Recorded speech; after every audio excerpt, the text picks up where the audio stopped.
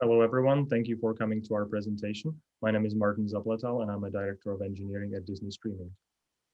Hi, folks. My name is Rekha. I'm a principal engineer at Disney Streaming. Today, Martin and I are going to talk about how we optimize Disney Plus customer experience for you from a data perspective.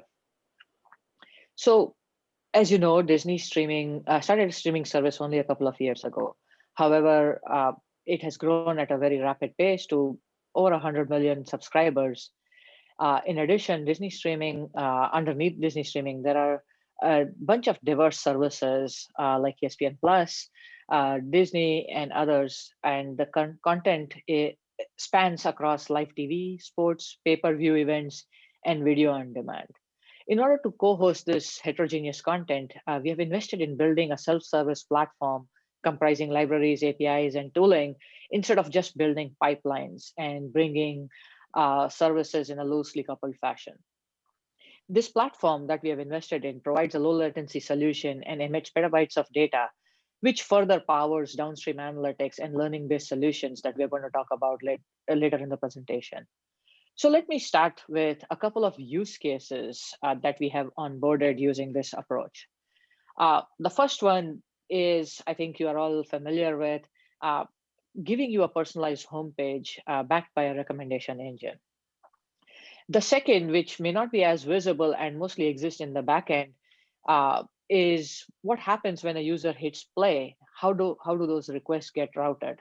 That leads us to like how we solve the traffic routing problem.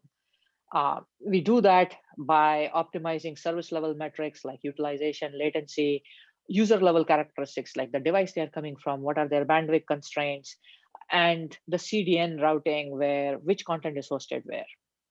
Finally, the third use case, which is very different from these two, is fraud detection and prevention. And we'd like to do that without affecting good users. Now, these three use cases may sound like machine learning, and they can be powered by data and machine learning. However, they have very different characteristics. And so as we walk through rest of our presentation, we'll highlight some of the decisions that were influenced by being able to support these heterogeneous use cases. So in terms of supporting these use cases, what are our main goals or the goals that we set for us when we started building the platform? Uh, the first goal is that we want to give you a personalized experience, and we want to scale it to all our users, irrespective of the part of the planet they are coming from, and across all our diverse content catalog. The second is as we get more users that are spread all over the planet, and our content is becomes more and more diversified, we want to be able to support multitude of devices that are coming up. And we want to be able to do this seamlessly as we span networks and geographies. Finally, our ultimate goal, as I have said already, is to provide you with a seamless watch experience across all our platforms, irrespective of where you're coming from, what device are you streaming from, and what content are you streaming from. And to walk you through this, for the rest of the presentation, we'll focus on two use cases. The first one is traffic routing that I already described. The second is the personalization aspect of it. And how do we do that? Keeping these two use cases in mind and the main goals that I described, let's go over what our approach is. So we started by, as I said, the ultimate goal was to build a self-service platform. And the bet that we took is the platform should be able to ingest, transform, validate, and persist data at scale. And the way it does it by capturing all the relevant interactions that we have, whether it is the users interacting with our service or different microservices in the backend interacting with each other. We want to capture all of those in a meaningful fashion and in a fashion that is useful for the downstream analytics. Finally, we wanted a provision to continuously iterate and improve the platform's offerings as well. And again, that's where the data comes into picture. So the second key goal or the second bet that we took for this approach is embedding learning, data, and intelligence into its DNA. So what it means is we log, as I said, log most of the interactions that we have, and we leverage both the past behavior and the traffic patterns that emerge from based on this data to sort of continually improve the experience and improve the efficiency of our infrastructure. And we do that again at scale and across all devices, geographies, and network constraints that we have to adhere to. So with that, I'll hand it over to Martin, and he can give you an overview of what the architecture is and dive deeper into our platform. Thank you, Reka. So this is at a very high level, the architecture and how we think about our data and machine learning ecosystem. So on the left-hand side, we have our users and devices being data producers and sending data through this edge ecosystem, which is responsible for the connection with the devices and transporting the data to the streaming data platform. Our services, being another important producer of data, they expose their data sets in the streaming data platform ecosystem where the data can be processed or subscribed to. That data is also often ingested into our data lake for further batch processing and analytics. The analytics and machine learning platform here can leverage both the batch and stream processing to build machine learning use cases. And lastly, at the very bottom, we have our experimentation framework that allows us to experiment, to build experiments and experiment with our features. Throughout this presentation, we will focus on this section of that ecosystem. I want to highlight two main concepts that we will talk a little bit about throughout the rest of the presentation. So first of all, the platform teams build libraries, services, tools, automation, and essentially self-service integrated and decentralized ecosystem for unified work with the data. It enables the organization, so often other teams, to leverage what they need to solve their use cases and build their data first and analytics and machine learning solutions. And the second thing is that because of how we build the ecosystem, it allows us to build data solutions at various layers, potentially using different technologies and often having different SLOs. So teams can leverage batch processing and offline analytics. They can leverage nearline and online use cases as well. So using streaming or even use these data use cases in their services to handle user requests and operational use cases. So the data ecosystem allows us to build not just analytical, but also operational use cases that impact customer experience in real time. And often it's both. So the line between the analytical and operational, but also between data and services is sometimes a bit blurred, and that's intentional. So let's talk about how we achieve that in our ecosystem. This is an example pipeline. It's not a pipeline that exists in our ecosystem, but it's close enough to be able to demonstrate the concepts. And secondly, the overall ecosystem that supports Disney Plus and similar solutions is much larger than this, with many more producers, many more consumers and users of the data. So just at a very high level, on the left-hand side here, we have the devices producing the data. And at the top on the left-hand side, we have services, again, being producers of data. At one point, we join the two streams together. We do some enrichment and routing and filtering, and then send the data downstream for users to leverage. To these two Amazon Kinesis data streams instances. One of them is used for data that fails validation, the other for the data that passes validation. And then we use Databricks and Spark to ingest the data into our data lake, here represented by Amazon S3. And at the very bottom, we have two other pipelines that process the data in real time. One uses Databricks, the other one Amazon Kinesis Data Analytics for Apache Flink. And they apply real-time aggregations and analytics and then make the results of that process available to downstream consumers to use or visualize. Now, one of the first things that make data usable across the organization is automated data management. That includes schema management, evolution, quality, governance, access control, discoverability, security, privacy, lineage, and all of these other attributes associated with managing the data. we need to apply the same management throughout the ecosystem from our producers to consumers. So from the producers all the way to our data lake. And especially this is really important in our real-time and operational use cases. So each use case does not have to deal with the data issues in real time, which makes it really challenging. So we build our own solution called Schema Registry, which supports all of those attributes that I just talked about, and also integrates with our other tools in the data ecosystem. It offers a centralized view of the data and quality definitions, which is then shared with all of the users of the data, the producers, the consumers, and other users.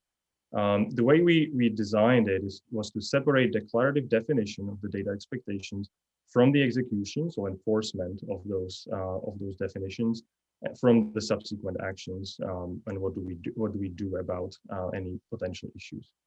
So we defined quality checks. The defined quality checks can be executed at different places in the pipeline and also different stages of the development lifecycle to meet the required SLOs for each of the use cases. So for example, we generate functional Scala code to capture errors at compile time or during development. We expose APIs to validate data, again, when producing data during, say, automated QA tests.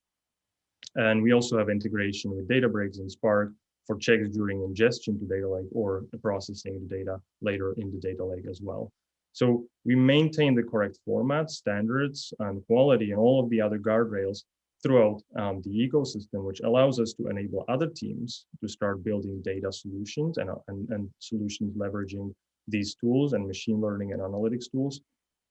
And we allow them to do this easily and be able to iterate quickly and focus on their particular use case.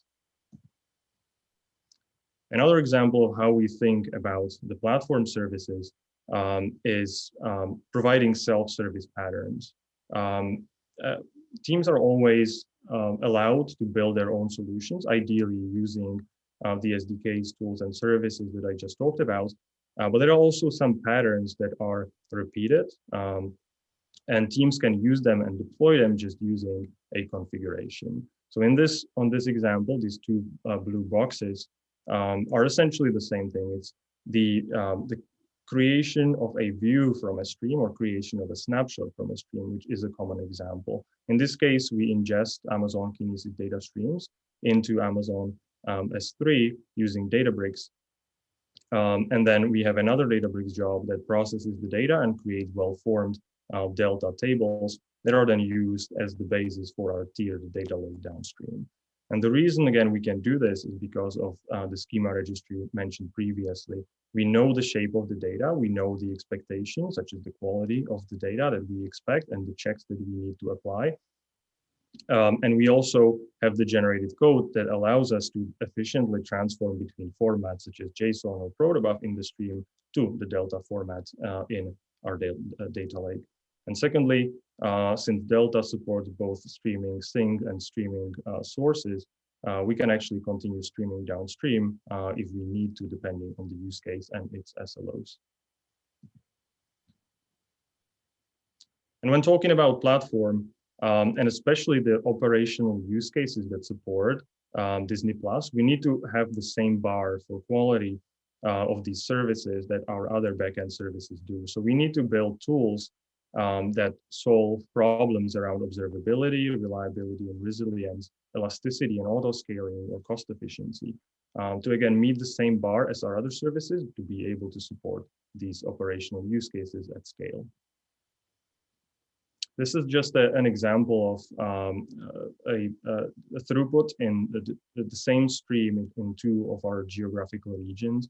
And you can see that at one point, one of the streams, the traffic drops to essentially 0, and the other stream picks up the traffic. And then eventually things stabilize, go back to normal, and we continue processing the data. This happened because we lost one of our regions. It's a region because there was a regional failover. Fortunately, in this case, this was part of our chaos testing initiatives. So we actually wanted this to happen. And the reason we wanted this to happen was to gain confidence in our solution and confidence in that we can maintain our SLOs, such as reliable delivery, ordering of events, latency, or data availability and timeliness. Because it differs between some of our use cases, but many of our use cases require some of these guarantees. So we build a number of tools that make this possible, and again, make it easy for teams to build solutions leveraging these tools, such as a deployment management and an automation tool called Thanos, or an A/B or blue-green deployment for streaming solutions that minimizes the downtime and the latency impact of deployments of new versions, or an auto-scaling tool using the Spark structured streaming query listener and using the metrics available there, and then using the Databricks API to scale the cluster up and down as needed. So those are just some of the examples, but there are definitely many more.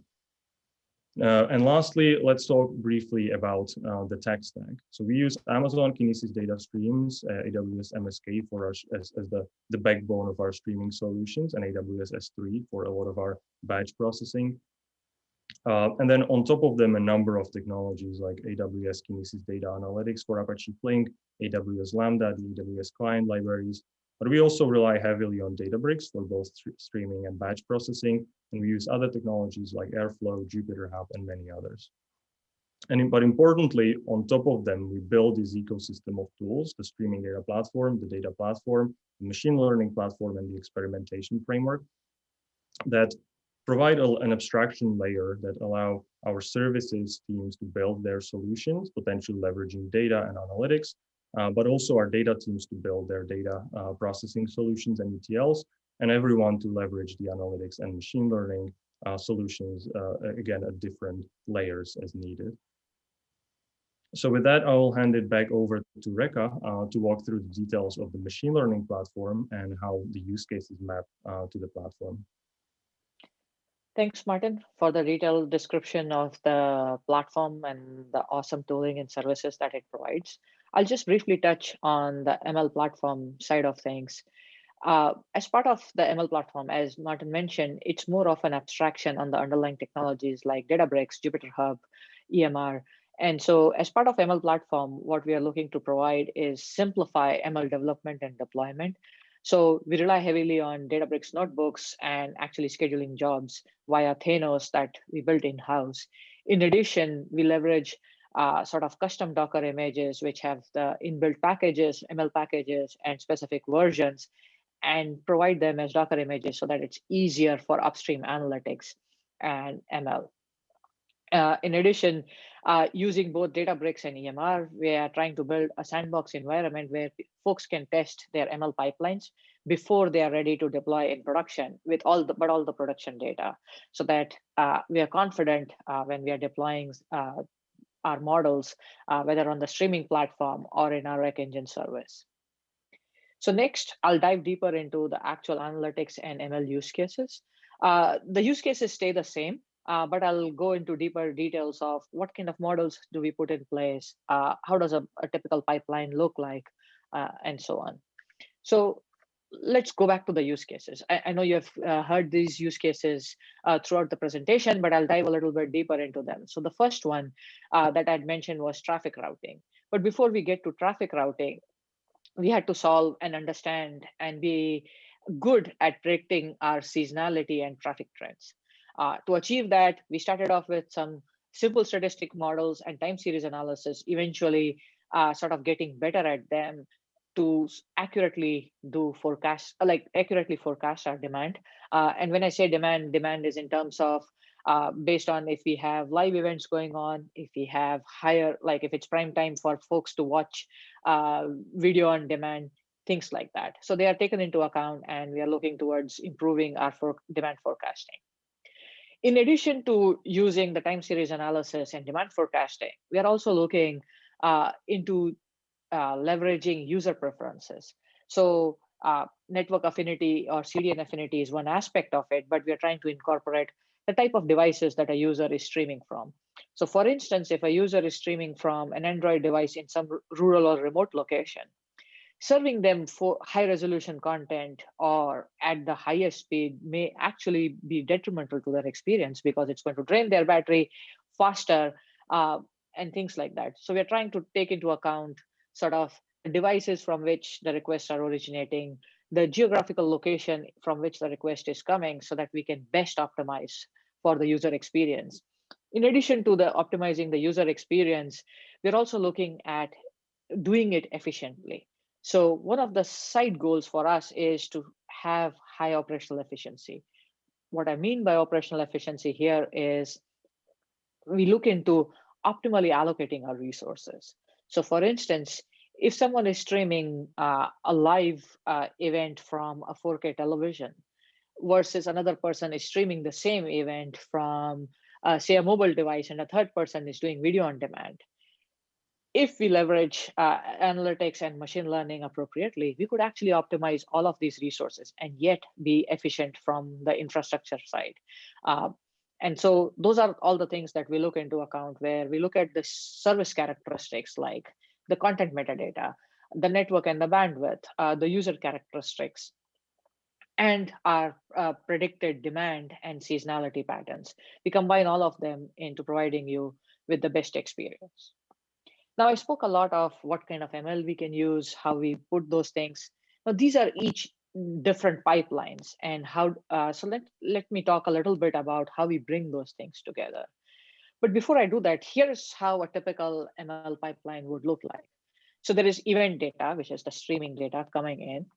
Now, there are two parts that this data can follow. One, I think Martin describes those in greater detail, but to sort of put it in an abstract fashion, it gets transformed, a schema is overlaid, and it ends up in our data lake.